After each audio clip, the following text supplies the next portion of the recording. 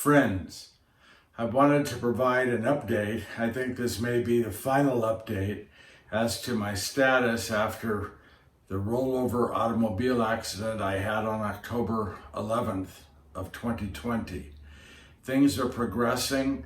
Physical therapy multiple times, at least 2 times a week, is continuing.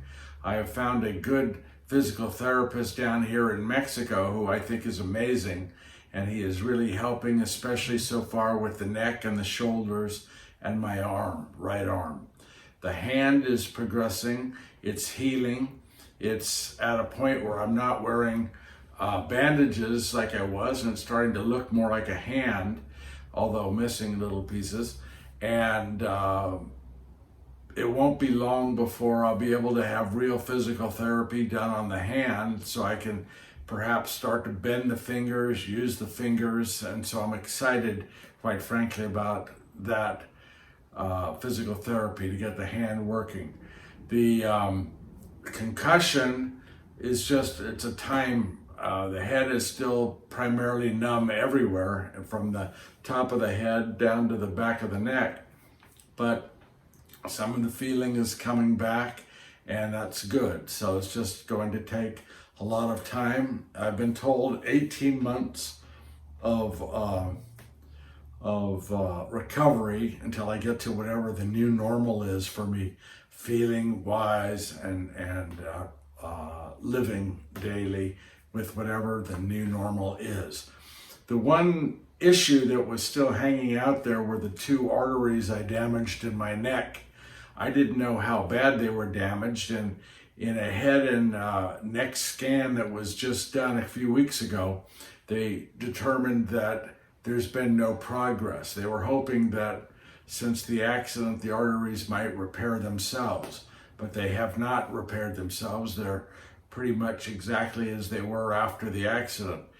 And you might recall I told you in a previous update that the neck surgeon actually wanted to get in there and operate on those arteries before he stabilized my neck. It was that important. But that wasn't done, and so now I have to determine what to do with these damaged arteries. I'm showing you now a picture of the arteries. It's a hand-drawn picture done by the neurological interventionist specialist who looked at the CT scan and told me what really had happened. All I knew is that it was damaged. I didn't know how or to what extent. But as you can see, of the 2 arteries, the one on the one side is damaged, but it's functioning. The one on the other side is completely, toward the top there, you see it's completely broken or blocked. What that has caused is the other artery, which is damaged but functioning, is now having to do the work of both. As you can see toward the bottom, both of those arteries emanate from the same place, an artery or something around the heart, and they go up, and then they come together before going into the brain, the head and the brain. So the good news is, because they ultimately went to the same spot, the damaged but working artery is doing, as I say, the job of both, and is getting the blood flow up to the brain. Whether it's enough or not, the surgical or the neurologic interventionist said that if it wasn't working, I wouldn't be able to talk, so, or move or walk or anything else I'm doing functionally wise. And so it is working, it is functioning. I'm having an appointment with my neurologist in a couple of weeks to talk about maybe a bypass, which is probably not likely, to kind of get the broken artery working. So it's going to be a matter of just sticking with the existing damaged artery, because it is functioning, and there may not be another way to help it other than to remain on blood thinners. The use of blood thinners, and the fact that I've been on them for many years from previous heart attacks and things, actually in some ways saved my life, because it allowed this other artery to get the blood flowing more easily, and then up into my brain. So that's an update on the two arteries. What's ultimately going to happen, I don't know. I suspect I'm going to be told that bypass is sort of out of the question, and it's just going to have to be stick with the damage one that's working. Cross your fingers, pray that it continues to work and is able to do the work of both. So that's where I am, and it's interesting when I've done these updates, they've come during this season. First there was the season of Advent and the season of Christmas, and now we're here at the season of Easter. Easter was last Sunday. Easter, for those of us who believe, those of us who are people of faith, is a time of hope. So Easter has always given me that sense of hope that there truly is a God, that sense of hope that because of Jesus dying on that cross, which proved that he was human, and his rising from the dead, which proved that he was God, the hope that it gives me is that I will spend eternity as a person who believes, as a person of faith, with God in heaven. And it's that same hope, interestingly, that you give me every time you send me a text, or you send me a message, or you send me a card, or you reach out to me in all the different ways you have. You're giving me that good feeling of hope that I am going to get better, that each day is going to continue to progress positively. It is because of that hope that you've instilled in me, and the hope I have as a person of faith, that I've been able to get through each day, day by day by day. As a person of faith, I believe very strongly that there will be a final judgment day, and we will be separated, the right and the left, the sheep and the goats.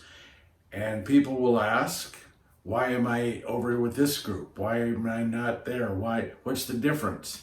And Scripture tells us that Jesus says, well, these are the people who, when I was hungry, when I was thirsty, when I was homeless, when I was in prison, when I needed this or I needed that, they reached out to me.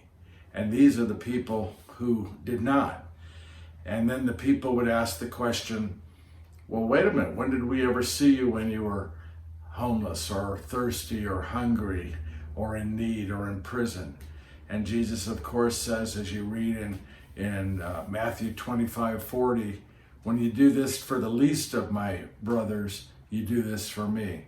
So you who have reached out to me, you are reaching out to one of the least of the brethren. But in doing that, you are doing it for God. You are doing what we are called to do for one another. You are living out the Scriptures.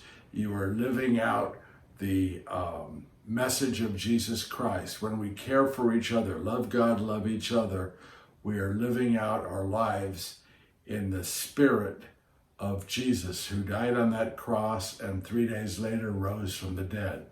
You provide me hope, and it's that hope that, as I said, allows me each day to try again, to work through whatever pain I'm having that day, to go to physical therapy, to do the exercises I'm supposed to do.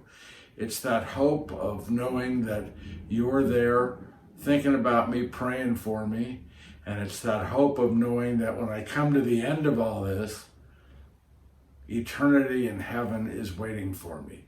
And I can assure you that according to the faith I have, the Scriptures I believe in, that just as it's waiting for me, that you as a believer, you as a person who is doing for others, have the same reason for hope, that you too will spend eternity in heaven with God, our Creator, our Maker, our Father.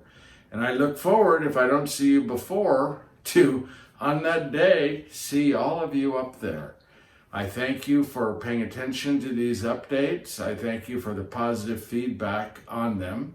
I hope they've been in some ways helpful. May God continue to bless each and every one of you. I love you dearly, and I am, as I say, doing as well as I am doing because of you. God bless you.